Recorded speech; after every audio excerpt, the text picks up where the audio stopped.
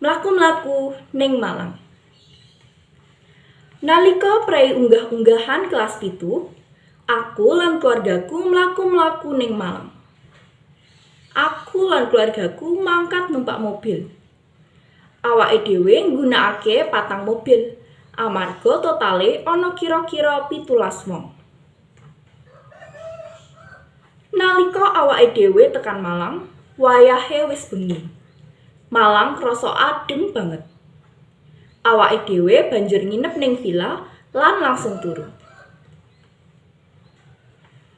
Esuke, awake dhewe siap-siap adus, mangan, lan dolanan dhisik mlaku-mlaku ing cedhake villa. Ana akeh sawah ing sakiwa tengene kompleks villa. Udarane tambah krasa adem.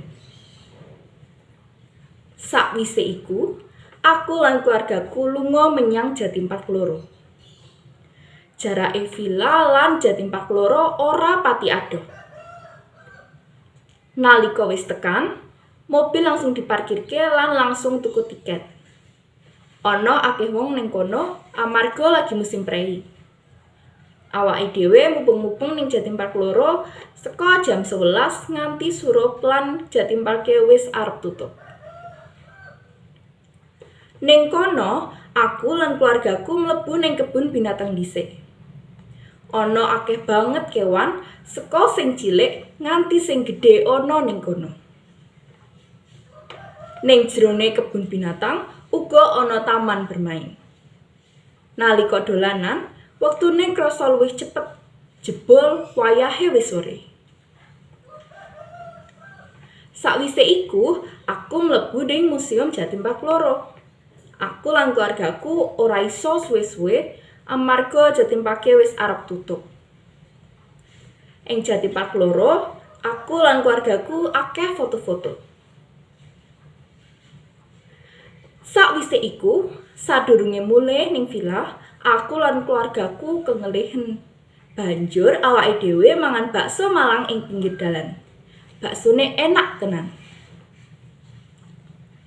Sesuk-esuke, aku lan keluargaku mung dolanan ning villa karo sedulur-sedulurku. Bengine, aku lan keluargaku arep menyang museum angkut ning Malang.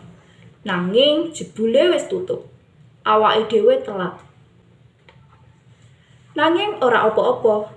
Amarga dhisik aku wis tau dolan ning kene taun 2017.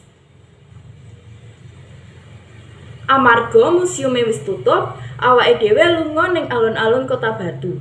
Nanging ora ana parkiran sing kosong. Mula awake dhewe mubeng-mubeng sedhela lan bali menyang villa. Sesuke, aku lan keluargaku bali menyang Jogja. Pengalaman iki nyenengake banget. Sanadyan ora kabeh lumaku kaya rencana, aku ngerasa seneng banget lan tansah kepengin bali menyang Malang meneh. Matur nuwun.